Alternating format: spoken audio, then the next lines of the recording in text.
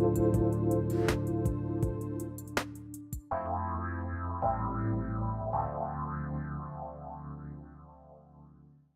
everybody, welcome. It's so great to have all of you tune us in and turn us on. As usual, you're the best listening audience on the planet. Today, we've got a great lineup for you.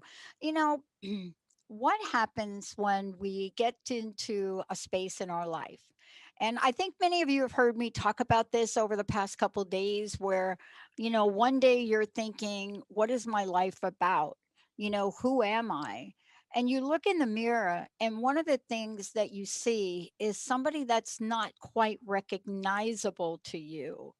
And you don't quite know why. You don't know if it's something that's making you feel like it's unresolved, something in your past. Is there something happening where you know that you deserve to thrive, but for some strange reason, you can't quite get there?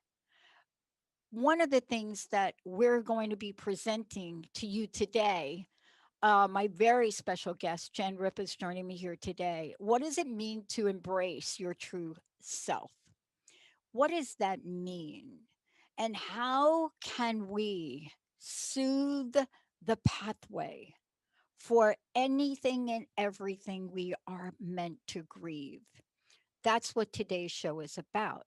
What is it about our senses that needs to be awakened? Even if we don't quite know the exact pinpoint of that feeling. That's what Jen does in her journey, her life, what it means to deal with loss, incredible loss. And you guys heard me talk about this yesterday when I was doing a show and I was talking about the loss in my family. Almost every family member lost to drug and addiction, and, family members dying on a hospital floor. What happens if that is unresolved? What happens if you think to yourself, why am I still here? Why, after everything I've done equal to those family members, why am I still here? And how do you live and thrive in the middle of that? Jen and I have something in common. We both love the word thrive. And it's something that we love because we've taken the journey and we know what it's like to lose things over and over and over again, and yet rise up and realize it isn't the loss that we remember. It's the passion, the purpose, and the journey to help all of you that are going through an incredible time right now, a time that maybe the news doesn't pinpoint about what your loss is, about what you're feeling, about what we can do to help you heal. But that's Jen Ripa. That's what she does. She is somebody that has not just created a platform to guide you, to walk you, to hold your hand. Then, if you don't think that you're going through an extraordinary time of loss right now, if you don't think that what we've gone through in this epidemic is the essence of change and loss, we want to give you permission to fully embrace that, to come forward and say yes, but to also say, Jen, as the CEO and founder of Thrivologie, a company centered around creativity and wellness, to also say, I don't have to stay stuck in that place. Jen, it's great to have you here. Thank you, Dr. Pat. It's so fun to be here with you. Thank you for having me. So, I am, we are talking a lot these days about loss, and there's a lot to talk about. We're not really talking about your journey and what you have discovered into looking at whatever is showing up in our lives and still embracing our true selves, to move beyond the guilt, the shame, the survivor guilt, right? Correct.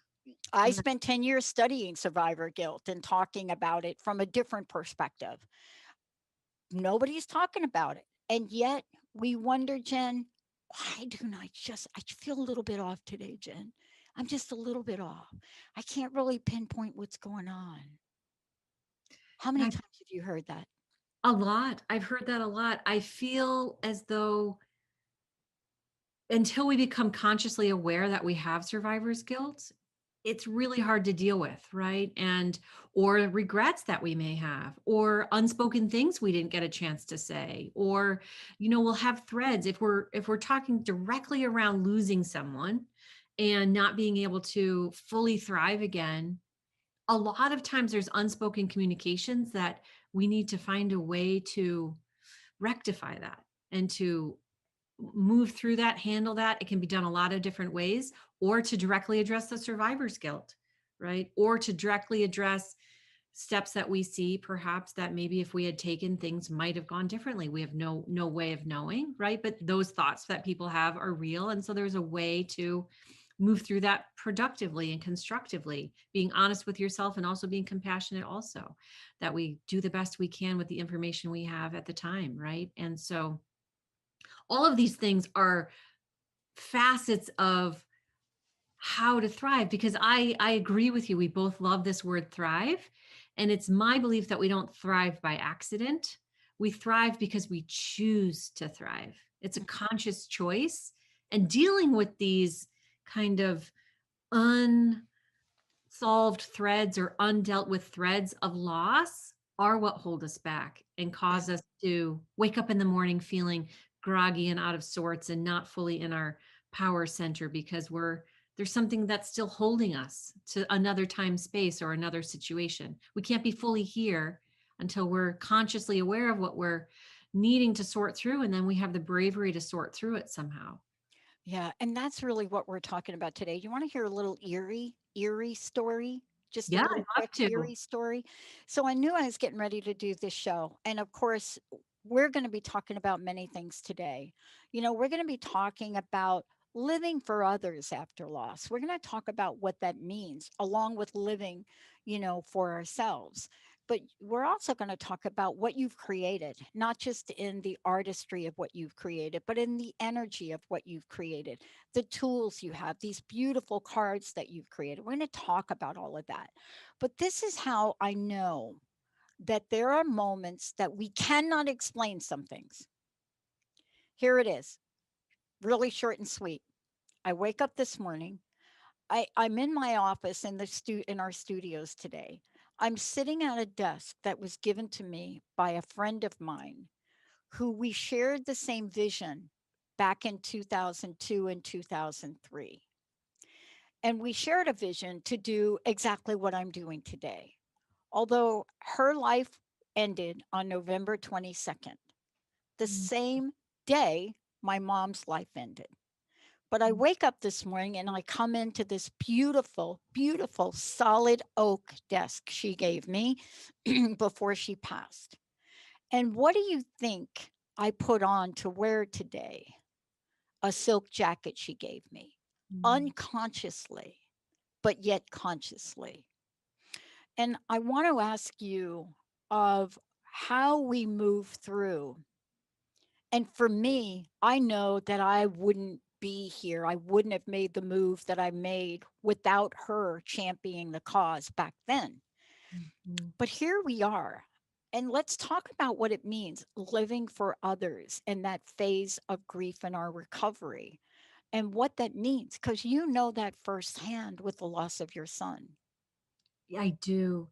And I just want to say, your beautiful friend, when you sit at that oak desk and you put on that silk jacket and do the work that the two of you dreamt up together, right? That's what we're going to talk about a little further down in this interview. Is that's how you carry your loved ones with you as you go, right? That's how you move through your life, acknowledging your loss, but also bringing them and all the love and the joy that you shared with you. So that's such a beautiful way that you started the day today. Yeah, Uh, but thank you. earlier in my, you're welcome. But earlier in my journey, it really was about getting out of bed for my other three children, right? I lost one of my four sons. I had a son older than him and two sons younger than him. And I really needed to focus on them, that they had lost a brother and that they needed a parent to show up for them. My husband at the time was working, and God bless him. I'm not sure how he did that. Um, and I just found it helpful and useful to find the purpose in showing up for them, knowing what they had been through, and kind of prioritizing their needs, and doing my best to just kind of limp through it, mope through it, right, until I had gained enough resilience to kind of process the loss more deeply, right. Yeah. uh, We don't talk about that enough. I think there have been so many different ways we talk about grief. Um, but yet sometimes those around us can be our greatest motivators for taking action and moving forward. They can be the thing that help us to really take that next step. Um, and yet we can get stuck in a space too. I've been stuck in a space. That's how crust busting was actually born. That came out of being stuck, like not even be able to get off my couch after a loss. But we do get stuck. Tell us about that. we do get stuck, and I think that this is a really delicate topic. Yeah. And it's really important to acknowledge that we do need the time and space to just be devastated, right? We do need to give ourselves that time to really feel as completely devastated by the loss until we can find a way to move. And grief is such a mysterious process. We have no idea the timing of that or the situation of that. However, what I did find in my process is what you said. um, Focusing on other people is such a remedy. It's immediately mood lifting, right? And it's a really way to not get stuck in one of the pitfalls that I see is self-pity, right? Can be a space that can be really toxic in the process of loss. Is um, we If we choose to move through the loss with as much conscious awareness that we can create, we still have so much power to create and feel as little of the why me as possible, it gives us the most power to create something beautiful with what's remaining, right? Mm, And I think that is part of what help people get stuck. um, is the self pity mm, is a difficult component that enters into it. And I think the more bravely and quickly we can address that, that kind of just lets us be with the sadness, mhm. but then also see what's available. Yeah. What did you discover? What are some of the ways that you discovered, right, to move through? And I call it a phase. I mean, the English language is really quite limited when it comes to expressing what goes on deep in our souls and our hearts. It's really quite limited, right? I Other cultures, if I were talking to you in Italian right now, you would get a whole different vibe about what we're talking about. But we're talking about ways that we go through this notion of living for others. And at some point, is there something that happens where we shift from that moment to towards ourselves? Is it that black and white, or look, is it the difference between flipping a switch and turning on the light, or getting a dimmer and slowly raising the light up? I feel like it's close to the second one. I feel as though, for me, it was probably about 7 months out. I was on my way to my grief counselor. I was stopped at a red light next to this cliff. I remember the exact moment, right? And I said to myself, I'll never have my son back. I'll never have exactly what I want, but I know I can feel better than this. I know I can. And it was, I literally felt like almost like the clouds parting, but like sunshine came in. It was a willingness Mhm. to let more light in. I just Yeah. felt a shift in myself, and I felt a willingness to at least investigate what would it take to feel better, like, right? Um, and it was a light switch moment, but I think the dimmer Yeah. had been going up for a while, Yeah. right? Yeah, because I had been running and I was doing karate with my boys. I was doing things to physically move the grief through my body, right? I was back into my painting again. I was doing art. I play a healing gong. I was teaching yoga, and that moved a lot of energy. So, doing all of those things to physically move the grief through my body allowed for that aha moment at the stoplight, right? So it's both of those things. That's a great way of expressing it.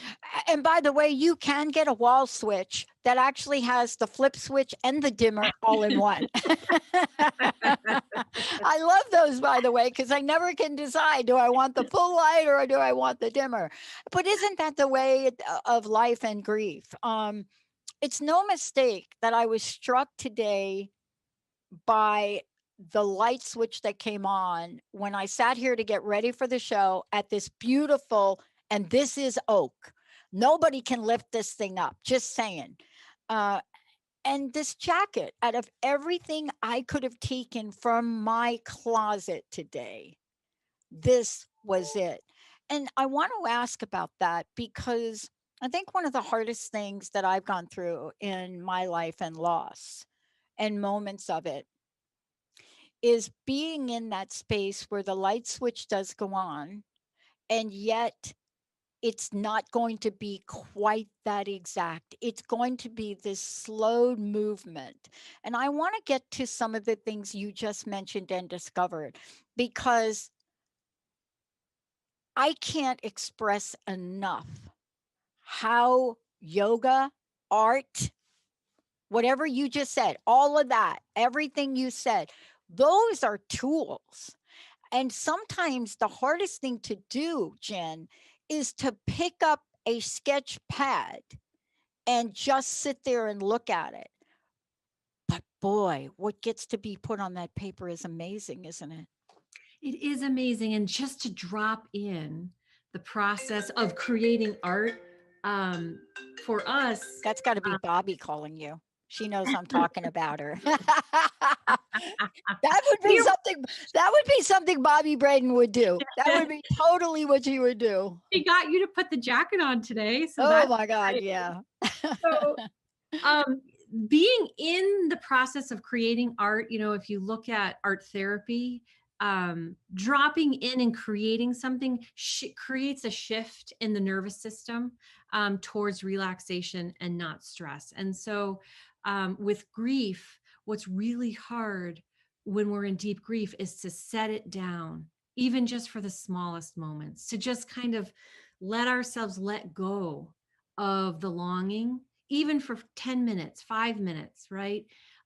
20 minutes is remarkable, right? So it doesn't even matter so much what we create on the paper. What matters, and with all the things that I mentioned, the running, the karate, the gong, the yoga, what matters is that we're in an activity where we're fully engaged, and it's a nourishing activity, right? It's a helpful activity where we can not set our loved one down necessarily, but just set the deep feelings of longing down for just a minute so that we can remember our connection to joy, our connection to our higher self, our connection to our own life force, right? And I feel as though that's what all the tools of the Sacred Grief Course provide, are these moments where we get to remember how to connect into our essential self and then become more nourished in the process. And then when we return to kind of for me, it was a second to second meditation on missing my child.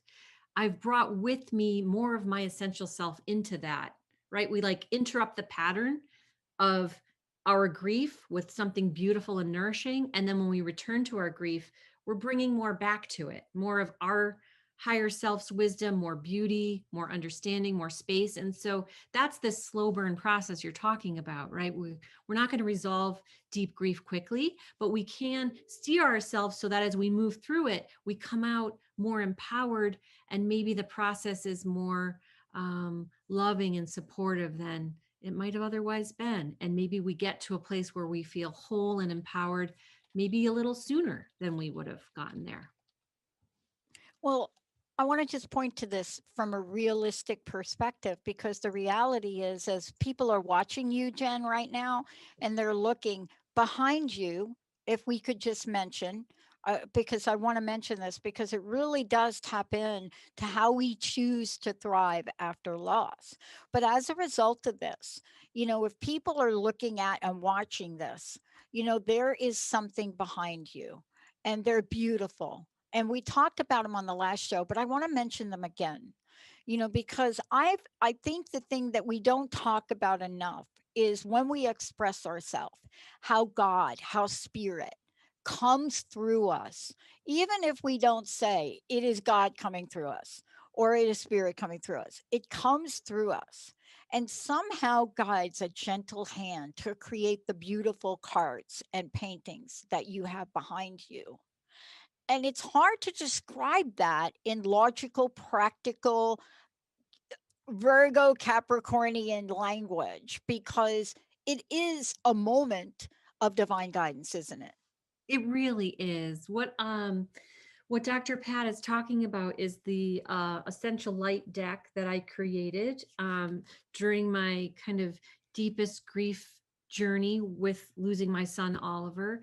And it's a deck of 61 paintings, and they're intuitive messages from plants. I do a lot of work with essential oils. They were a huge part of my grief recovery process. I still use them every day. I find plant wisdom and plant medicine to be such a hugely empowering and powerful way to heal on all the levels of the body, spiritually, mentally, emotionally, and physically. And so I created a deck because I was using essential oils every day, but I also wanted my higher self to tell me what oils I wanted to use that day. And so I created a deck so that you can choose the oil, the card rather, based upon your attraction to the image. And then when you flip it over, there's a message on the back that hopefully is guidance for you in that moment, in that day. So I intuitively painted images of essential oils, and then I channeled messages of the essential oil. And it's essentially if this plant could kind of talk to you, what it might say, Mm, specifically from the viewpoint of self recrimination. I had a really hard time with regret after I lost my son. I was raised in yeah. a very Catholic environment. I always had a lot of guilt, was always very hard on myself. And that tendency towards not giving myself enough credit and being really hard on myself was very toxic when coupled with the loss of my son. And so I really needed to address that tendency in and of itself in order to heal. I was starting to get sideways into some complicated grief. And I was able to identify that habit, in yoga we call it that samskara, that mental tendency, was really sabotaging me. So what each of these cards does is it invites back in some part of ourself that we've deemed unlovable or that we're holding in judgment in some way, right? So And we're going to talk about that. We're going to talk about how we choose to thrive. And I don't know if you're out there and you would like a message, if you would like Jen to pull a card for you, because I know this is a tough topic for all of us. And, we're not saying what loss is. We're not putting a baseline on what we call loss and what you call loss. You know in your hearts what it is. We want to help you today, especially Jen. Jen, before we go to break, and also Benny, we're going to open up the phone lines for people. How do people, Jen, find out about you, find out about your work? How can they get the cards and do their own healing work? Tell folks how to do that. to find both the course that I have coming up and the cards, you can go to www.thrivologie.com, and that's spelled Thrivologie, And tell us a bit about the course, if you will, because folks may not know about that. The Sacred Grief course is starting March 17th. It runs for 6 weeks. It's an online course where there will be downloadable materials given to you each week. And these are the tools that I discovered in my own grief recovery and that I use with my clients that help you to find a multisensory self-love approach to healing your grief. And we're going to talk about multisensory when we get back. We're going to talk about some of the maybe unusual things that people may think, well, wait a minute, is that going to really help me? And when we come back, we're going to talk about the fact that there is no barrier or no boundary on the things that can help you. That's what Jen does. She works with people and helps you find whatever that is. Maybe it's not art, maybe it's something else. We're going to take a short break. When we come back, 1 800 930 2819. We'd love to hear from you there's a message you want to receive from a card that Jen will pull, 1-800-930-2819. And I'm just wondering what Bobby is trying to tell me. Let's take a short break. Benny, Jacob, we'll be right back.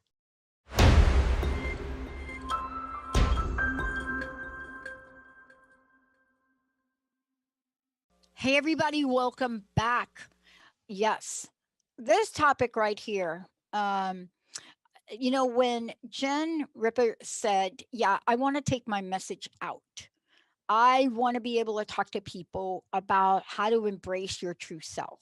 I wanted to talk about the soothing balm, the way for grief to move through our system, our body, our nervous system. A long time ago, I did a bunch of interviews with Carolyn Mace. Many of you that have been with me know those interviews. We had some very lively conversations, she and I. One of the things she said that I never forgot was, it is a tissue issue. Yes, a Kleenex tissue, that too, but really a cellular tissue issue. Grief gets in the body.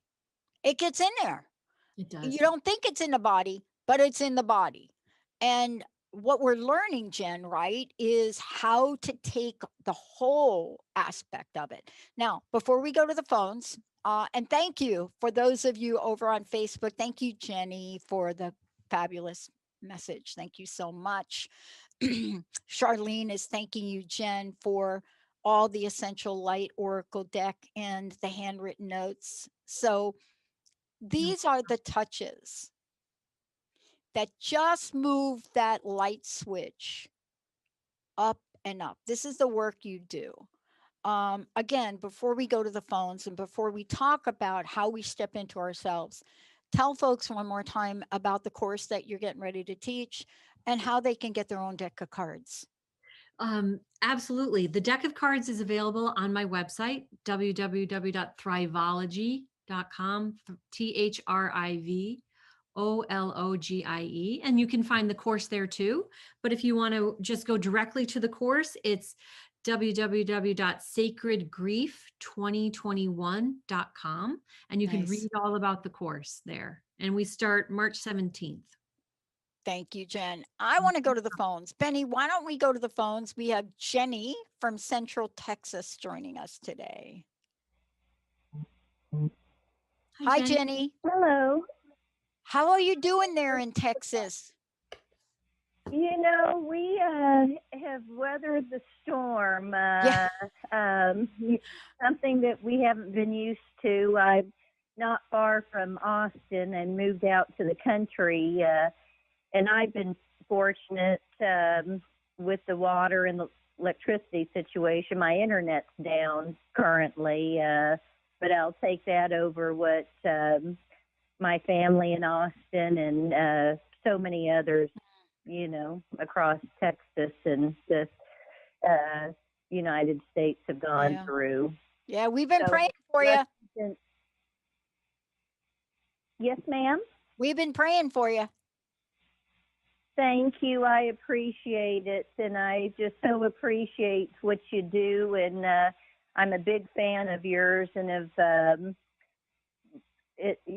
y'all's wisdom has been very valuable to me. So thank you very much for taking my call. How can we help you today? I want to introduce you to Jen Ripa, and she's got these beautiful, beautiful cards, and they're powerful messages. How might we help you today? Well, I just turned 59, and my kids are at out-of-state university. And after a 30-year marriage and relationship, sadly it came to an end. We both care for each other still and love each other, but, there's been a lot of hurt there. Yep. And so here's the card that I chose for you, Jenny. I chose Cypress for you. And the message that it has is letting go of control can be confusing and scary. You do not need to be perfect to succeed. Perfection is an illusion born of the need to control.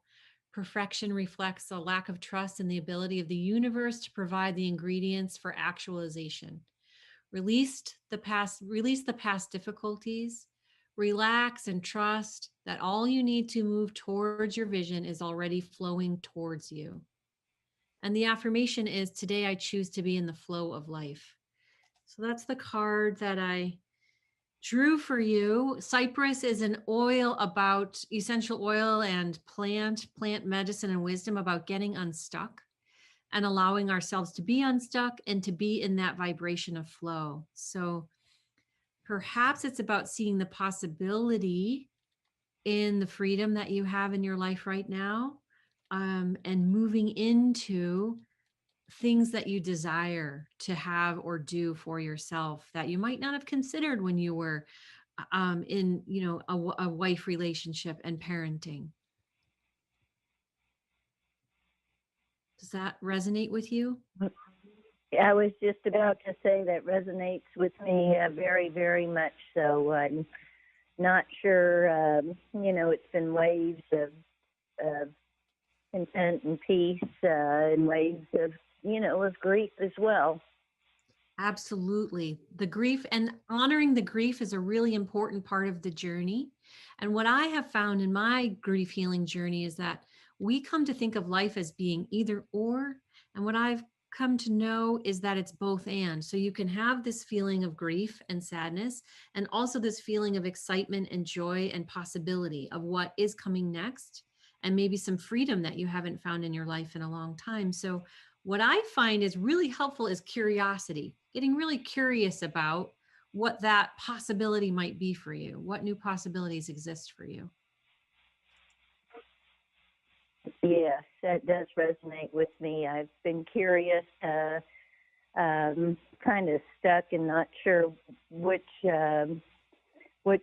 direction to go, and having the motivation, to do that as well. Well, my advice, that's what's coming through Yeah. from my guides to you, is just trust that the nudges you're getting are leading you towards things that'll make you happy, and that you can just relax and just kind of trust that if you're having a curiosity about this or a desire to try that, that is all serving your happiness and your unfolding. It's a beautiful message. Thank you very much. It is a beautiful message. Very comforting and a great reminder. Yeah. Thank you for calling, Jenny. So nice to meet you. Yep. And our blessings are with you. I appreciate what you all do, and bless you all. Thank you for taking my call. You bet. Thank you so very, very much. Jen, this is what we're talking about today, and what you just demonstrated, and the power of that. Right? It is. Yeah, it's the space of and, right? That was one of the greatest revelations of my entire life, is that I can be so sad and so devastated that my son is no longer here in physical form in the way we want him. And I have these 3 beautiful sons, and my work and my life and this healthy body, and the sun is shining today, right? It's all of that. It's everything, right? And I think embracing the and quality of life is what gets us through, right? We cannot change that someone has passed away, or we've lost something, that our children have moved away and our marriage has ended. We can't change these facts. What we can change is how we look at them and work with them, so that we can create opportunity for joy for ourselves, right? And that is what we started the call with. That's thriving. It's a choice. We make this choice to thrive. Yeah. One of the things that I don't think I talk about that often is, the situation that was surrounding me at the time that the opportunity to start this career path happened. And it's not like I was at a place of just happy, jumpy, skippy. I was really at a place, it was an in-between space. It was the realization of my past and what was now gone and the people in it. Because I didn't give myself time to stop. I came out of a job loss, then lost my sister, then lost my stepmom, then went on to go to school, and I just kept going. And it wasn't until I finished in 2001 that it all kind of caught up with me. And I remember 2002 as being one of the most non memorable, almost nothing to talk about years of my life. It was an in between space where you think, really, after 10 years, is this like up in my face? And I want to ask you about that. We've been talking about how to face our grief. Now, let's talk about how to thrive. And it was in that space. I don't even know what to call that space. But 2002 is a year I don't talk about hardly ever because it was just this numbing year. Mhm. But 2003 started to turn itself around. And that's when the radio show popped up. How do we choose to thrive? What did you discover? And are there turning points in grief? I know Mm. the turning point for me was dialing a wrong phone number and finding myself paying for airtime in 2003 and getting behind a mic and just like talking about stuff that had been just bottled up inside of me. Um, but I hadn't thought about it like that until today in talking with you and then having Bobby show up. Tell us about what this next part of the journey looks like I and think how to create beauty, how to create passion, how to become vibrant, even in the moments where we're so raw, we can't see I love that. I love that you dialed the wrong number, right? Because I I think the divine has ways of helping us that we're not aware of, right? I think we're working from our finite, our finite selves, and then the divine is here helping us as well. And sometimes things that look like mistakes or accidents are somehow an intervention or a meeting us where we are. So I think as we're reaching towards the light is reaching towards us. I think that's always happening. And what is most helpful for me and what I help all of my clients with, whether they're grieving or not grieving, is that we have, a very wise teacher inside of ourselves. We have the divine dwelling inside of us, and we can access the divine anytime we would like through various ways. And the divine isn't necessarily sad when we cross over, right? It's a step on a long journey, right? And an infinite journey. And so it's really about bringing more of that limitless energy forward through us into our lives. And so we can connect with that.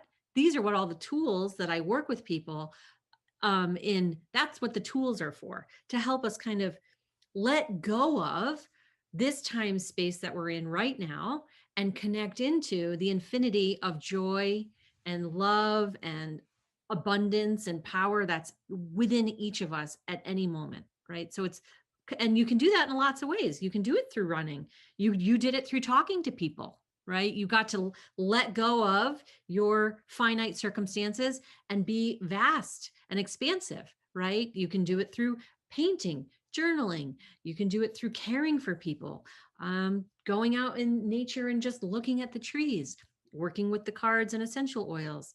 I love to play the gong for people because it kind of makes your mind so confused you can't even think. You just surrender and breathe, right? There's a lot of different ways to come at this, but it's continually doing that and then choosing what it is you want, it. Yeah. right? You It's kind so of fascinating. yes. We're talking about this because this is beauty from loss. Here's what I want to tap into, and this is the work you do with people. This is why, Jen, for me, the work that you're doing now, there are so many people right now that are absolutely in a place of grief and loss. We just don't think about it like that. We think that our grief is not good enough. Maybe I didn't lose a child, but maybe my life has changed so drastically. I was reading an article today, we're going to do a show on this, that for the first time in the history of divorce, and Jenny, I I'm not necessarily talking about you, but I want to tell you this is on a radar. We're going to do a show about it. For the first time in the conversation of divorce, uh, usually when it's been talked about, we talk about men and we talk about how men end up. For the first time in the conversation of divorce, it's not that. What women are experiencing right now is a triple whammy. They're finding themselves unemployed. They're finding themselves in the middle of a breakup. They're not going to get their jobs back. And those are statistics we talk about, but we're not talking about it. So can you address that there is no real definition that some guru placed on what loss and grief is? Because I think that's one of the more important conversations to have today, isn't it? I think a lot of people feel as though grief is hierarchical, or that if in your esteem someone suffered something worse than you, then you're not allowed to grieve. And I hear That's it. people come to me all the time and say, well, I didn't lose a child. And I just say, wait a minute, right? The last thing I want to do for anyone is to minimize what you're feeling, right? You're entitled to grieve whatever you're grieving in whatever way you're grieving it. And the losses that you just mentioned, people do genuinely grieve and need the space and time to grieve them. Those are losses. And so I think one of the most hurtful things we can do in the space of grief is to, yeah, but people, right? Yeah, but this, yeah, but that. That's not helpful. That doesn't serve anyone. That's It a doesn't, spiritual bypass. it is And spiritual somebody told me about that term, and I was like, what is that? bypass. And I thought to myself, because, I'm really being asked to write my book in one page. So I'm having to face everything we're talking about here today. But that, but is one of the most painful things for somebody to say to us, right? It's like when I lost my job after 24 and a half years, right? It was like, blah, blah, blah. Yeah, but you know what? You got that big severance pay. And you know what? Now you got accepted to Columbia. Yeah, but and I'm like, I bought that for 10 years. And then I had a meltdown in 2002. Well, it says more about their discomfort with how you're feeling, that Yeah. they need to silver lining it for you so quickly. They can't even. I had a good friend tell me on the day of my son's service, you'll write a book. I was like, we can't be friends anymore, really. If you can't let me be really sad today and you immediately need for me to shift out of being sad and focus on a book I'll eventually write, I'm just not sure. I'm not sure we line up really that well, right? So, but that was saying more about her discomfort with the Yeah. loss. And so we just have to keep in mind that the yeah, but it's really about the person who's saying it, and we get to grieve whatever we're grieving in Yeah. whatever way we need to grieve it. And Yeah. this, what I'm about to hold up, I pulled this card because I started talking about Bobby and the desk and the jacket. And I needed to pull a card here. And I want you to tell me about this card, right? Can you see it? Yes, I can. Okay. That's such a powerful card. So I we're want to. talking about creating beauty from loss. Do you see these cards? If you guys don't own a deck of these cards, please go to Jen's website. Wait till you hear what this card says. And not only that, Jen will work with you. Maybe you don't want to take a class, but maybe you just want someone that understands your journey. Please go over to Thrivologie.com, Thrivologie.com. Please go over there. You'll find the deck. So I pull that card. So Spikenard, it's about gratitude. So choose to be grateful for all the experiences of your life. Let the space of gratitude allow you to move through difficulties, resolve challenges, and find positive pathways forward. Your life is unfolding in a way that supports your spiritual growth and helps you to become more aware of who you are and who you are meant to be. See yourself as powerful and see your life as beautiful.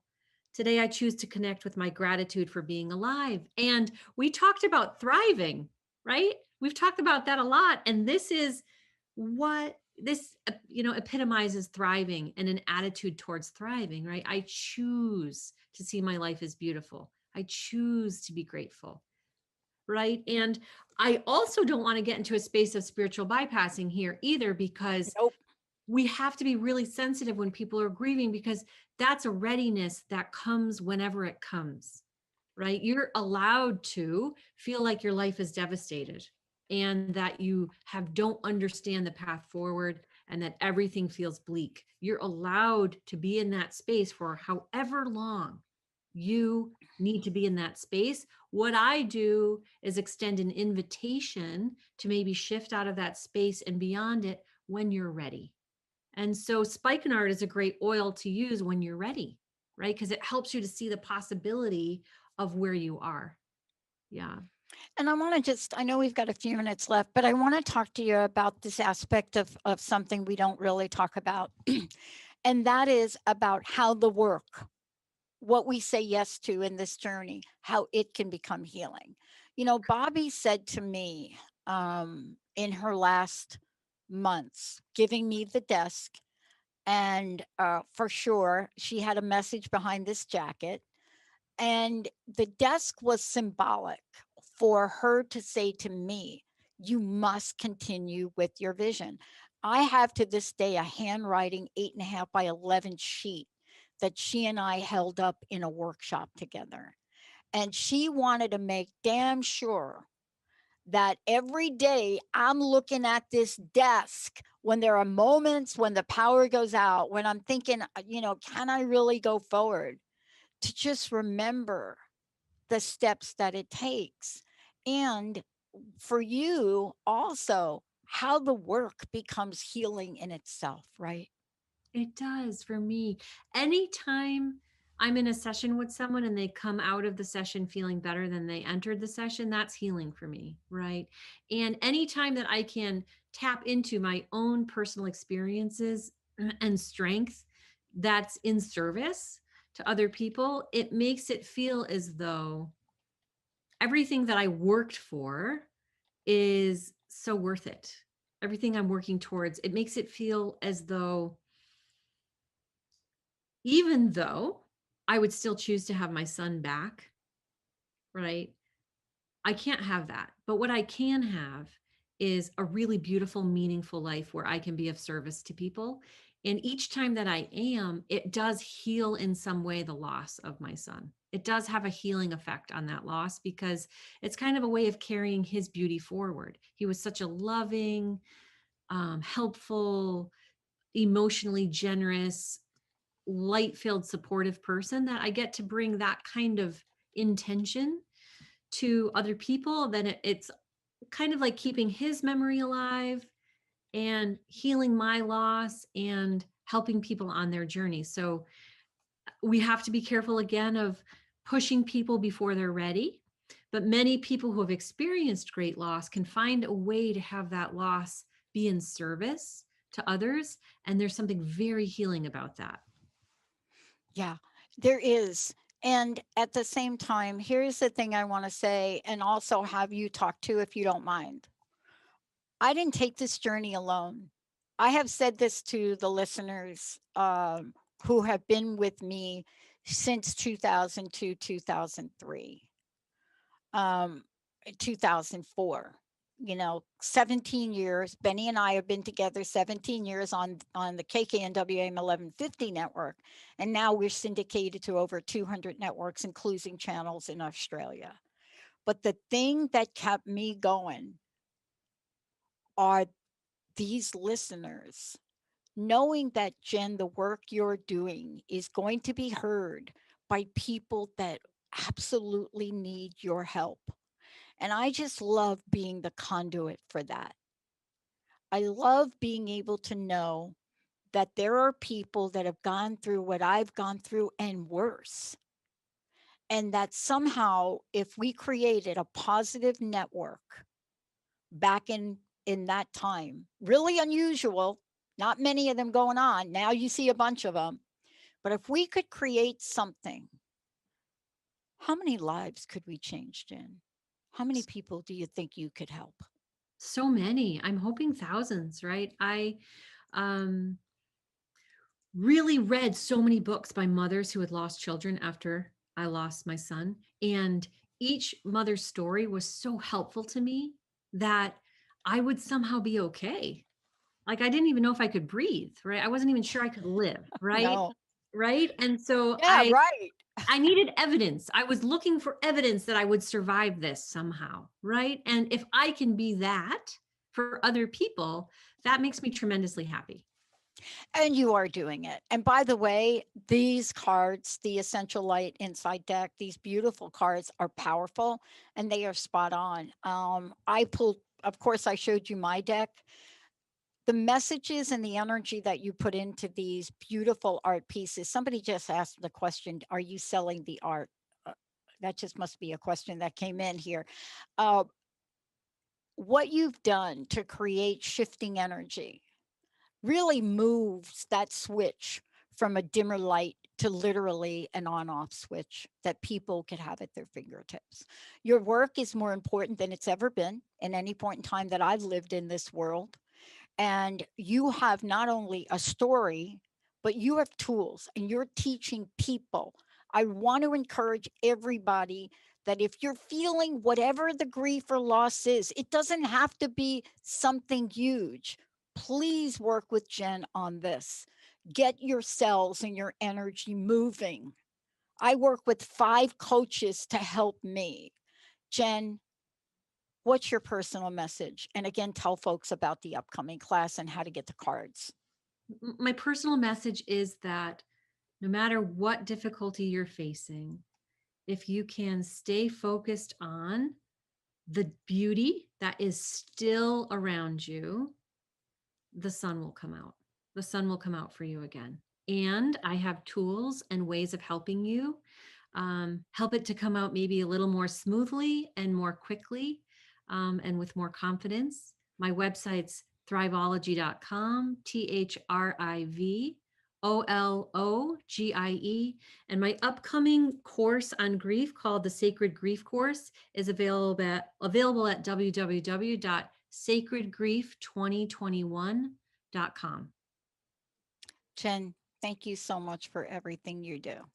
Thank you, Dr. Pat. I loved being here today. Powerful, powerful, powerful energy. We're going to take a short break. We're not done yet. We'll be right back.